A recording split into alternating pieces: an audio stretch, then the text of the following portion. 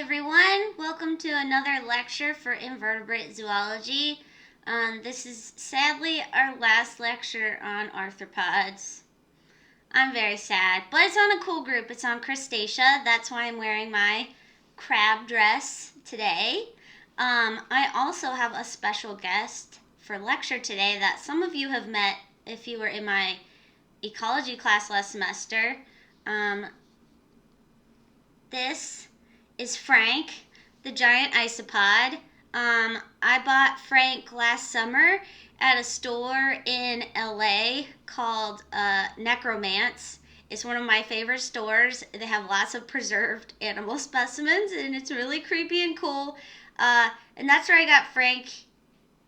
He kind of smells like seafood, but Frank is really cool. So he's an isopod, so he's related to pill bugs, but he's a giant one, scavenger from the ocean. We're going to talk all about him because I love them. He's a little creepy looking. Here, look at Frank's face. Some of his appendages have broken off. I got a little excited in ecology when I brought him, and I dropped him on the floor, and I had to glue his little tail back on. Here, I'll give you a full 360 view of Frank. Yeah, all of his legs are real stubby because they broke off the tips, but yeah. This is Frank. He's one of my favorite knickknacks in my knickknack collections. Oh, and then here's his crazy mouth. These are usually scavengers on the ocean floor, so they're benthic. Anyway, this is Frank. So let's talk about Subphylum Crustacea.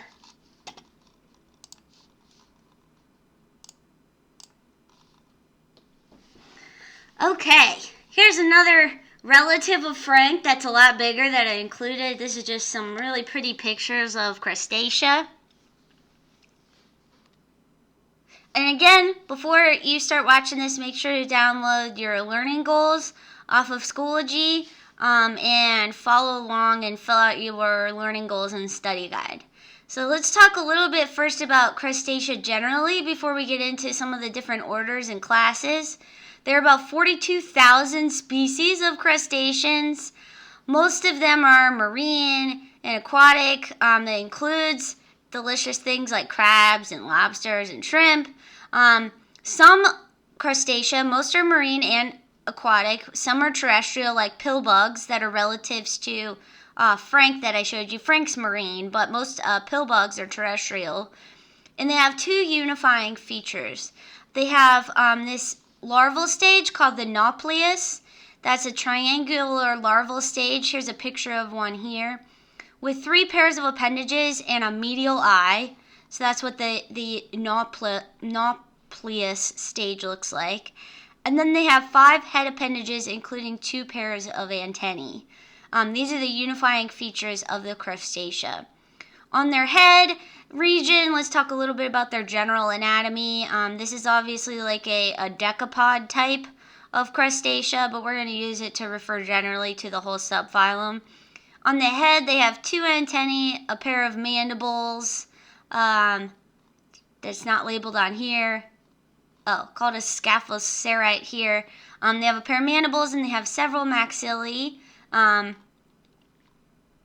Not labeled here either. And then they have, on the thorax, sometimes their thorax is fused with the head into a cephalothorax. They have these maxillipeds, or also called periopods. These are thoracic limbs that they can use for locomotion, defense, mating, processing food. It just depends on the group. These are all the periopods or the maxillipeds here. They also have pleopods labeled here. The pleopods are appendages that they use for gas exchange. They sometimes use these to brood embryos, and they can also use them for swimming.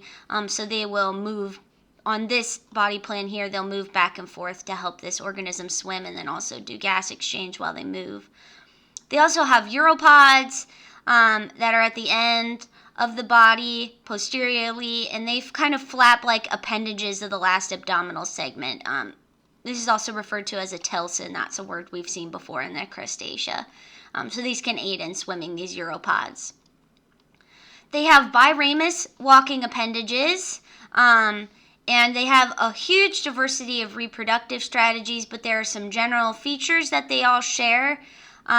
For the most part, this isn't actually going to be true for every single group, but these are some kind of general features that they have of their reproductive strategies. So they are dioecious.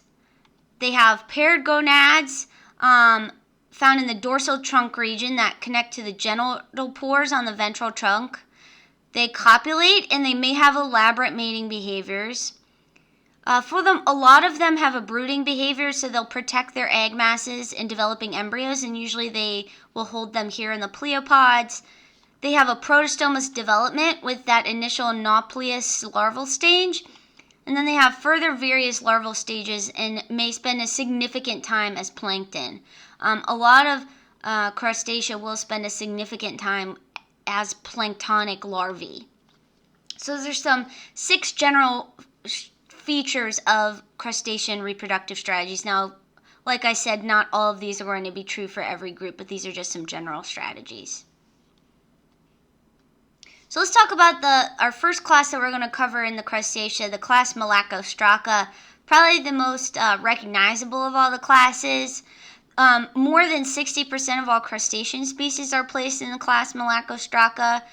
Most are marine, but they can be found in freshwater and terrestrial habitats. There are at least 16 orders within this class, and we're going to go through 5 of these orders here in this lecture and in your textbook. And then the defining features are the defining features that they have a cephalothorax with 8 segments with a carapace covering it. And then on the abdomen, they have 6 or 7 segments, and on the appendages on the 6th abdominal segment are uropods. They often have a telson. It's very visible in lobsters and crayfish, but it's less visible in particularly in crabs, where that telson and abdomen are tucked under, and all you can really see from the top is the carapace covering the cephalothorax. Usually they have a stalked pair of eyes, like our friend Mr. Krabs, or the hermit crabs that he ate. And then they'll have a single anterior horn called a rostrum. That's not labeled on any of these. But, and then I said that already. Okay. So, general features of the class Malacostraca. And we're going to talk about the order that a lot of the crabs and lobsters are in a second. Let's talk about a few of the orders that are in the class Malacostraca. First, we're going to cover the isopods. This is what my friend Frank is. There are about 10,000 described species of them. This is one of the largest species of isopods. They're benthic scavengers. I would say they're probably, I think they can grow up to like 30 centimeters. They're huge. They can be detritivores. A lot of them are detritivores. So the ones that are marine, like Frank, and that are benthic, like this one that's swimming around in this GIF here, they particularly feed on dead animals that fall to the bottom of the ocean. So like large carcasses that die and fall. These guys are kind of really important scavengers for breaking them up and nutrient cycling. Terrestrial isopods are really important in soil nutrient cycling. And some of them, though, are herbivores. Some are actually predators and will hunt things. And some are ectoparasites. And we will talk about one of my favorites in just a second. You can have, there's also freshwater versions. You might have seen these in Gen Bio 2 or in my ecology class, depending on what year you took it. Might have found some aquatic pill bugs. These are some freshwater examples. They're very common in Pennsylvania. And terrestrial pill bugs are becoming actually very common in the pet trade. This is one that you can buy online called rubber duckies. This is another species that's very common in the pet trade. If you Google like pet isopods for sale, you'll find a lot of breeders that are now selling them as pets. I think they're really cute. They're very low maintenance too, because you just put like a rotting piece of wood in there for them to eat, and maybe some veggies and some carrots. Let's talk a little bit about their morphology and anatomy. Their defining feature is that they have a two-step molting process. Here's a great photo of one molting from my friend Alex Wild. There's a little piece of its molt. They're unique in that they have two steps instead of one. They're dorsoventrally flattened. That's one way to recognize them. They use their thoracic limbs for locomotion. And then their abdominal appendages are branched and function in gas exchange. They don't have a larval swimming stage. The young basically look like the adults. And what's really a cool, unique thing about isopods is that they can exhibit parental care, and a lot of these groups do. The embryos in the developing isopods are actually brooded in the female in a structure called a marsupium, which you might be able to gather from the name, is a sac on the belly of the isopods where they hold their young and help them develop before they are released. So, really cool, sometimes very cute group of Crustacea.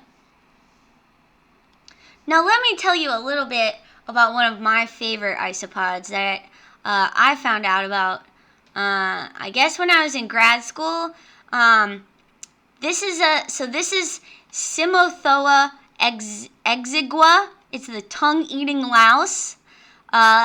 This is a parasite that enters fish through their gills, and then the female attaches to the tongue, and the male attaches onto the gill arches beneath and behind the female.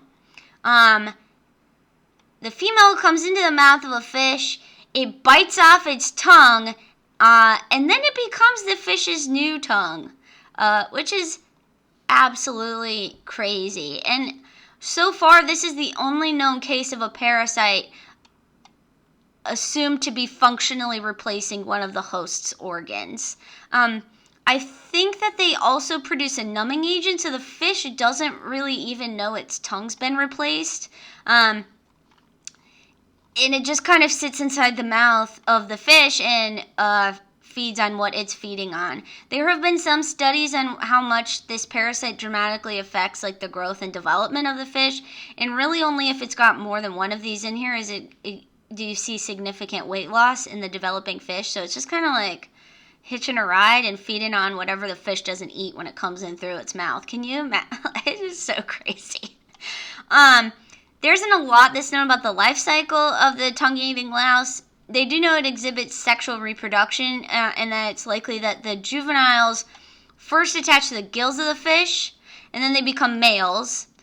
So these are actually sequential hermaphrodites. So as they mature, they become females. So the older isopods are the females, the younger ones are the males.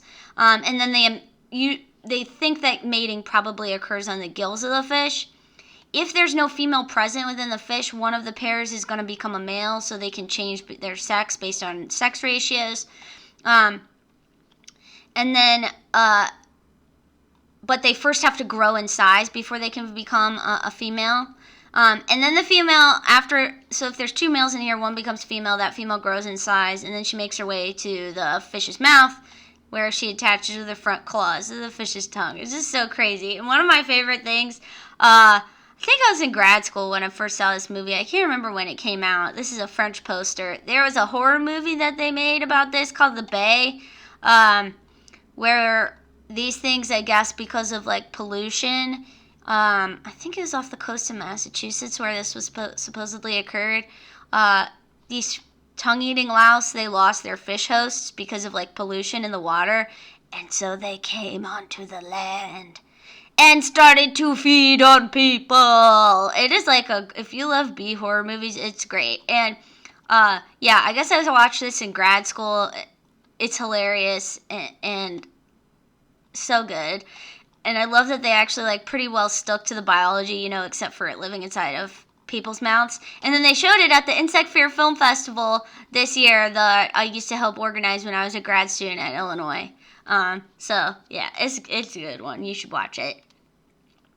I think I rented it out of a Redbox one time, like 5 years ago. Anyway, let's move on to our next order, the amphipods. This is a really great picture I got off the internet illustrating all of the diversity that you can have in amphipods. There are about 10,000 described species. These are super common in Pennsylvania. They're called scuds. This is a picture of a scud. So you almost certainly saw these in Gen Bio lab when you took that. Most of them are marine, though. There are a few that are terrestrial. This isn't like strictly a terrestrial version, but these are sandhoppers or sand fleas that you might have seen if you've ever gone to the beach.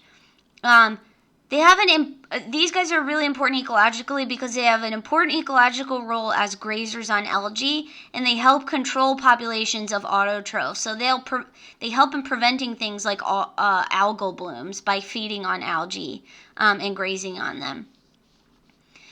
The defining feature of this group in terms of morphology is that they have this unique thoracic appendage morphology where the first pair of their appendages acts with the mouth parts that are up near the head, and then the next 4 have joints that orientate anteriorly, and then the last 3 have joints that orient posteriorly. So you kind of see like on all these dudes, they have like some of their legs point backwards, some of their legs point forwards, and the ones that point forwards kind of help the mouth parts.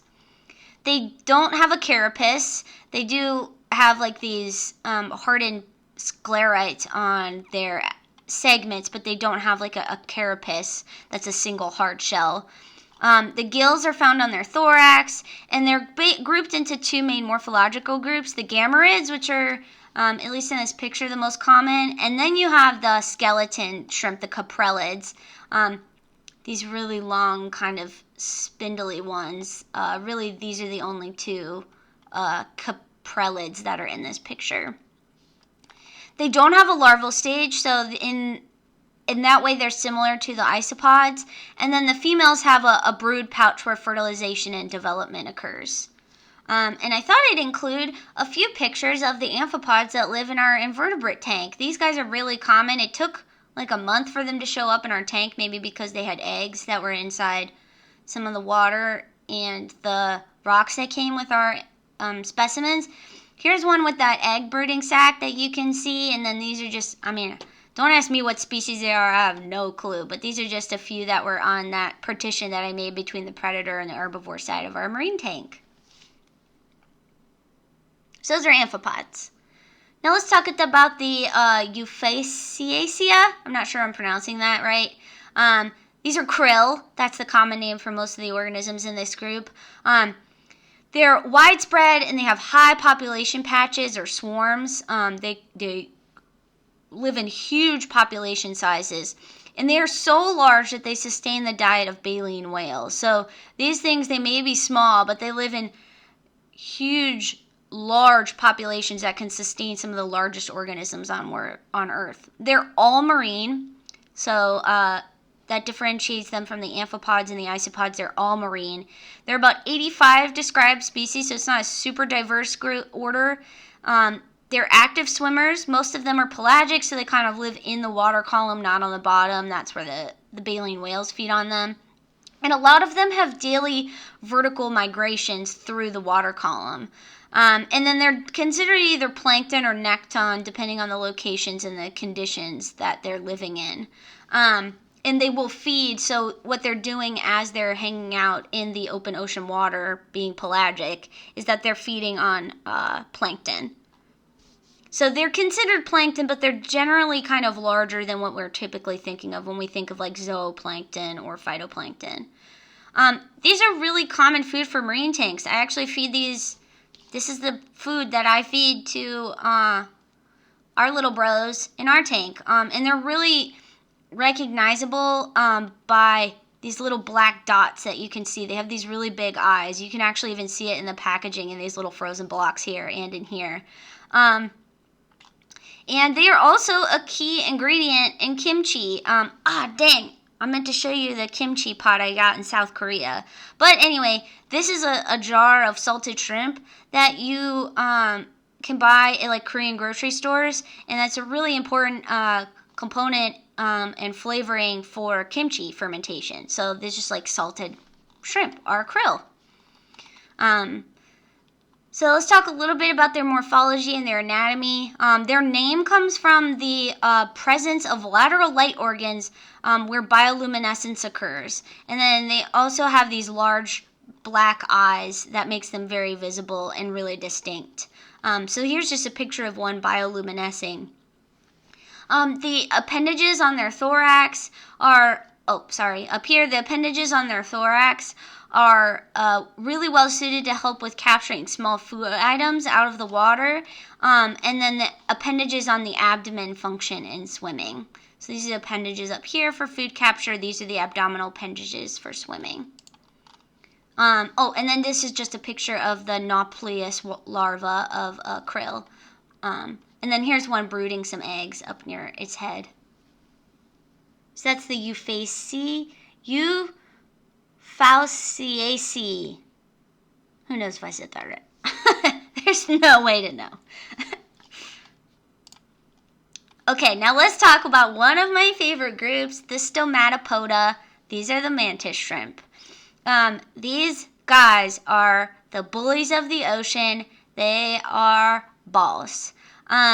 They are crazy. They are kept in the pet trade. I think there's a Wet Pets south of Pittsburgh that has one of these in a tank there, and I've always been meaning to go and see it. Maybe when quarantine is over, I'll go.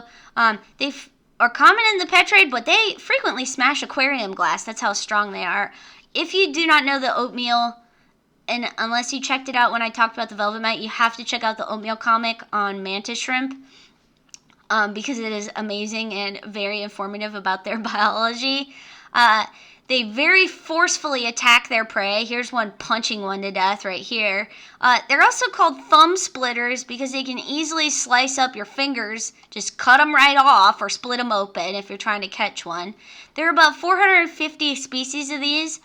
They are marine or they live in brackish estuary waters.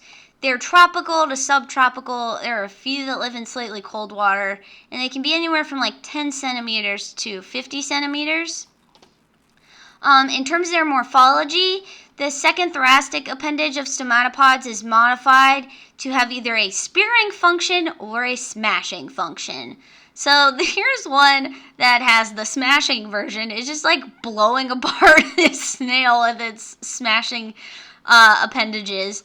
So if it has the smashing type, it has these two paired appendages at the front that look like clubs. And they can also have a very sharp edge. So they can also slice you up while they're punching you. So that's the smashing type. They can also have the spearing type, which is not illustrated here. These are thin, spear-like appendages with barbs on the ends that can just stab you to death. So that's cool. The other thing that's really unique about them is they have an incredibly complex visual system. They have these compound eyes that have super depth perception and can distinguish far more colors than any other animal known on Earth, known to science so far. And each of their eyes has thousands of ommatidia, so they have probably the most complex visual system on Earth. And a paper just came out.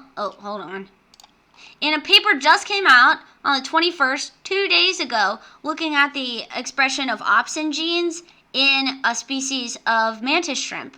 And here's just a significance report from that PNAS study. They have the most elaborate opsin expression patterns ever described in any animal. Not surprising, given that we already know that they have very complex visual systems. If you don't know what opsin genes are, they are responsible for color vision. They're photoreceptors. They are also used in creating pigments in butterflies and other insects. Yeah, look at that. Most elaborate opsin expression patterns ever described in any animal. They're so cool. And then here's just another piece from that oatmeal comic that you should definitely check out. That they are likely be able to see 16 colors when what we see just stems from 3. Isn't that crazy? Now let's talk about probably the most recognizable group. These are the decapods. These are shrimps, crabs, lobsters, crayfish, and other things within that group. These are some videos I've taken of animals within the order Decapod. This is a crayfish that I found during a Gen Bio lab. I'm pretty sure it pinched me after I shot this video. This is one of our cute little ghost shrimp or grass shrimp that's living in our tank. And if you look closely, she's brooding some green eggs on her abdomen here. And then, of course, our favorite decapod. There's Mr. Krabs showing off his mouth parts. Had to include a video of him. This is what's the name of this crab? I wrote this down somewhere. This is called a Sally Lightfoot crab, and this is a picture I took on a volcanic island in the Galapagos when I went there in undergrad for an immersion course. Yeah, cute little name, this Sally Lightfoot crab. And then these are other shrimp I have living in my house. These are black Willy shrimp that I have in one of the fish tanks in my house. And then this is just a pretty lobster I found on the internet. There are about 15,000 species of decapods, and the defining feature for this group is that they have 5 pairs of thoracic appendages, and the first 5 may have terminal, the first of the 5 may have terminal pincers. So, boop, boop, pincers, pincers, pincers. No pincers, deaf pincers. And these are called chile or chelipeds. The abdominal appendages are biramous pleopods, and then the telson section, if it's not tucked under like it is in the crabs, it has uropods. And the telson is often flattened and used to help with swimming, gas exchange, and brooding. And that's in all of them except for the crabs.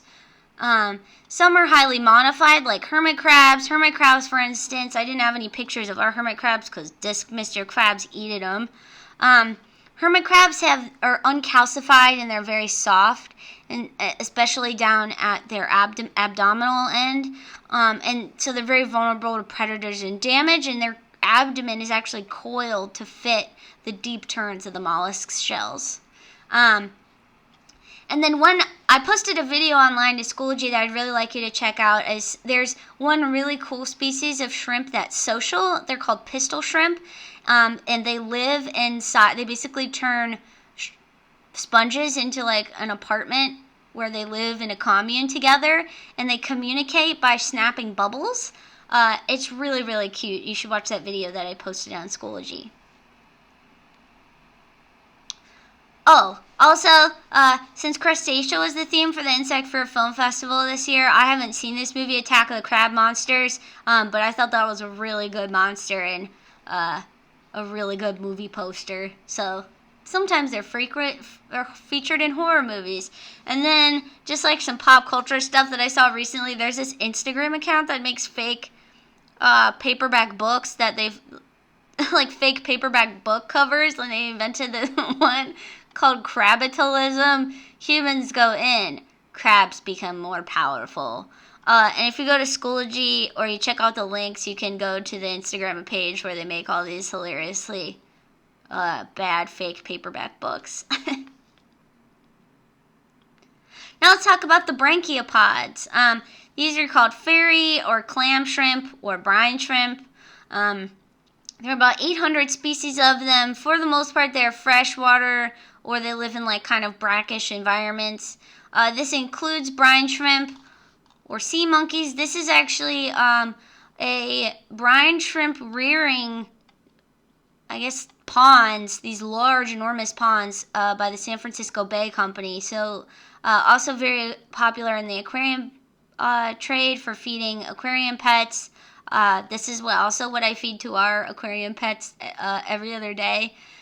It also includes what you should be familiar with from Gen Bio 1 are the Daphnia, the water fleas, these little cuties. This is actually one giving birth to some. Most branchiopods are microscopic planktonic feeders. We're going to talk about one of my favorite examples on the next slide, but most of them are planktonic. The defining feature of this group are the gill foot. So the coxa of each thoracic appendage is flattened and you can kind of see it here a little bit, is flattened into a high surface area paddle that functions in gas exchange and swimming. You can sort of kind of see it here a little bit. Most have a two-part carapace, but some, like brine shrimp, don't have a carapace at all. On their head, they have their second antennae is pronounced in biramus. Their first antennae and maxilla are very reduced, and they, unless they're brine shrimp, they'll have a single medial compound eye. On the abdomen, they don't have any abdominal appendages. You can see that on both of these. And they may have a resting phase that helps them persist through stressful or ephemeral conditions. And if you take my evolutionary biology class, when we talk about phenotypic plasticity, we always talk about this really cool study that was done on these water fleas that grow helmets when they're stressed. So the individual on the left was exposed to chemical cues from predaceous fish. So they just like had a tank with fish in it, and then they added that water from those fish to this tank, and they grew helmets to help protect themselves. This one was grown in an environment without fish. The helmet and then the sharp tail is something that they can develop in response to predation in their environment from fish species. Really cool study that you'll learn about if you take my evolution class. One of my favorite branchiopods are tadpole shrimp. They're the largest probably within this group, and I've always really, really wanted them as pets, but I don't have them yet. If you've ever seen like triops at the pet store, that's what these guys are. They can get to be, I think, like 3 inches long. Some of them are considered living fossils, so they look nearly identical to fossil representatives from the Carboniferous 300 million years ago. And yeah, usually you'll buy the resting eggs of Triops longicaudatus. I'm not sure either of these is that species, but you can buy their resting eggs at pet stores. They're really common in the pet trade, and I think they're very cute. Now let's talk about the ostracods. This is our last group that we're talking. Hold on. So Decapoda was our last group that we talked about within the Malacostraca. Then we were talking about outside of the Malacostraca, we covered Branchiopoda, and now we're talking about class Ostracoda. These are some real weirdos. I think these are called clam shrimp because of this bivalved carapace that they have. They are not related to clams though. They are within the Crustacea. Their head and their body are fully enclosed within this bivalved carapace, but it's very different from the bivalved carapace that you have on like Daphnia. Very different. And this is kind of a little bit of a idea of what they look like on the inside. This is a female and this is a male clam shrimp. And here's a little bit to demonstrate their morphology too. They're very well known for their bioluminescence. That's what's happening in this GIF right here, is them bioluminescing. And most of them are demersal. Demersal means that they are truly benthic. So they emerge at dusk to vertically migrate, and then they'll pulse their lights to attract males. They are filter feeders. They can be carnivores, scavengers, herbivores. Like I said, they have this bivalved carapace, many reduced or absent appendages, and then the thorax only has 2 pairs of limbs at most, if at all. What they're doing when they bioluminesce, and I included a link to a news article about this research, is that they are vomiting up a bioluminescent mucus to impress potential mates. So the males vomit up this mucus that's bioluminescent to attract females. And they do this at dusk when they vertically migrate to mate. Yeah. Interesting mating strategy. Now let's talk about the copepods. This is what plankton is from SpongeBob. There are about 85,000 species of copepods. Most of them are marine, but there are some freshwater very, very few terrestrial, and if they do live in terrestrial environments, they're moist. And they are likely the most numerous zooplankton in the world's oceans, are copepods. They are really, really important ecologically because they are a very numerous zooplankton, and they're also important and active grazers on phytoplankton. So they are like the first step in the food web in ocean systems because they are eating the autotrophs. The zooplankton are eating the phytoplankton, and these copepods are primarily the zooplankton involved in that food web that's in the ocean. They have a prominent pair of first antennae that you can see here, and have a single little red eye. You can also see it on plankton. You can't see it on this because his eye's closed, but his eye's red. And you can see it. These are actually some videos I took of copepods that are in our marine tank. This one's so cute, it even looks like plankton. The first segment on the thorax is usually fused with the head, and then the thorax has 6 segments. The abdomen has 5 segments with no appendages, and then they might have, on some of these examples here, they might have the tip of the telson may have a spike like rami, or they might have these elaborate appendages off the end. They don't have gills. Gas exchange occurs directly across their body, so that's one way to tell them apart from the rest. Most don't have a circular system, but some of them have hearts that pump into a hemocoel. Had to include one of my favorite pieces by Ernst Haeckel, my favorite artist, of some diversity within copepods, and a lot of them will brood their eggs off the end of the abdomen. Here's one with eggs that was in our tank, and a lot of these have these egg sacs here. Yeah, little cuties, copepods. Now let's talk about a real crazy one that I didn't even know existed until I was reading your textbook to prep for this class. These are the Pentastomids. They are called tongueworms. There are about 130 species of these, and they are endoparasites of vertebrates, which include people. The adults live in the nose cavities and lungs of reptiles, amphibians, birds, and mammals. And they eat the blood of their host, and they have these crazy nightmare caudal hooks that attach to their host and pierce their flesh. Aren't they weird looking? Definitely the most derived of all crustaceans. Their bodies are segmented, as you can see. They're about 15 centimeters long, which is too long for something that can live inside of a human. In their head anterior region has 4 segments with the tiny clawed legs that acts as hooks, and then the 5th segment is a mouth that sucks your blood. They have no circulatory, respiratory, or excretory organs. Obviously very degenerate body plan, like a lot of parasites. Nobody really knew where to place these taxonomically at first, and they had to sequence their DNA to even figure out that they were crustacean in the first place, because they look nothing like a crustacean.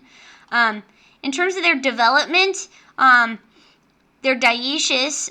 Both adults require a host, and then they mate within their host. The eggs are released through coughing from a person or a mammal, or through the feces, and then they're picked up by an intermediate host.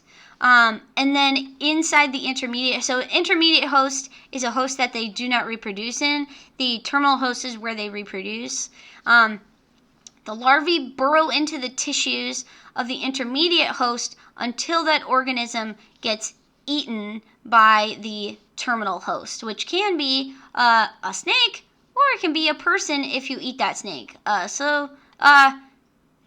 Don't eat snakes, because sometimes they can have these crazy parasites in them, and you don't want these living up in your nose, do you?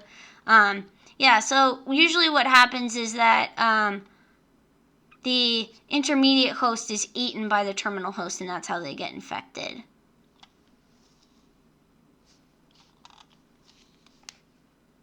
Now let's talk about the barnacles, the Cirripedia. Let's play this little video. There are about 1,000 species of barnacles, and if you didn't know, Darwin was real into barnacles. They are all marine, and they're sedentary, and they attach onto non-living substrate, or they are ectoparasites. Not really sure if this little barnacle that showed up in our marine tank is considered a parasite or not, because it's growing on the sea fan, which is also an animal. It may not actually be feeding on it. It may just have rested on there, but you can see its little filter feeding appendages here. That's what you can see here. Again, this is a really highly derived crustacean. This is another Ernst Haeckel drawing of some barnacles. You may think this is a crab, and it is a crab, but I will explain to you in a second why it is also a barnacle. The shells of the adults are composed of calcium carbonate and made up of several circumferential plates that surround it, and then a multi-part central operculum that, just like the operculum in snails, it kind of functions to cover the hole and protect them. They also have cirri, which are these little things you see sticking out. They're these modified thoracic appendages that are frilled and used for feeding. So they filter feed with these by whoop, whoop, whoop, swimming them through the water, just like the little barnacle that's in our tank. They don't have abdominal segments or gills, and they don't have a heart either. So, but they are identifiable as Crustacea because they have the nauplius larval stage. Now, let me tell you about the craziest parasite I've ever heard of that I learned about in your textbook for the first time, and I am just like super fascinated by, are some of these really weird parasitic barnacles. This one here I found from somebody who studies them on Twitter. The link's included on the YouTube channel or on Schoology. This is the barnacle, and this is how it's spread its entire body throughout the coelom of the starfish and basically took the shape of it. Like, isn't that the craziest thing? It looks like a nervous system. And so it just like winds its way through the coelom of the starfish and feeds on it from the inside. It's just like the craziest thing I've ever seen. And I think this little nubbin is the only part that's actually exposed to the external environment. These are both the barnacles once they've been removed from the starfish. Crazy. So this is a dendrogaster parasitic barnacle that lives inside starfish coeloms.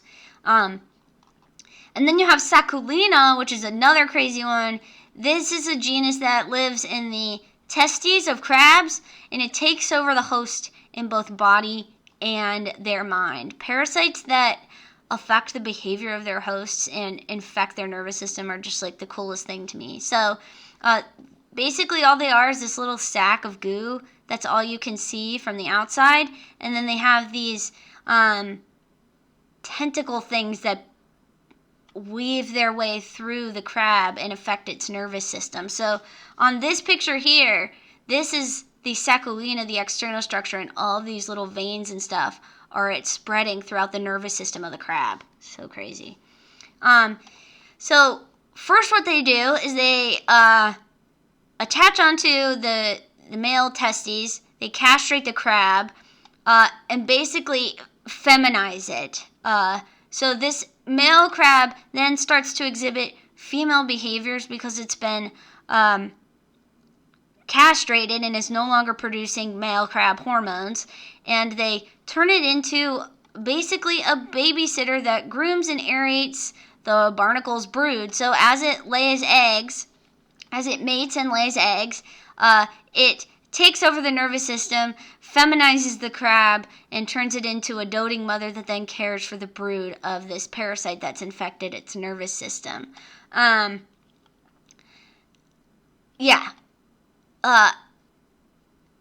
Just the craziest thing. And it just tricks this crab into raising its young by feminizing it. The weirdest thing I've ever seen in my life. I love it.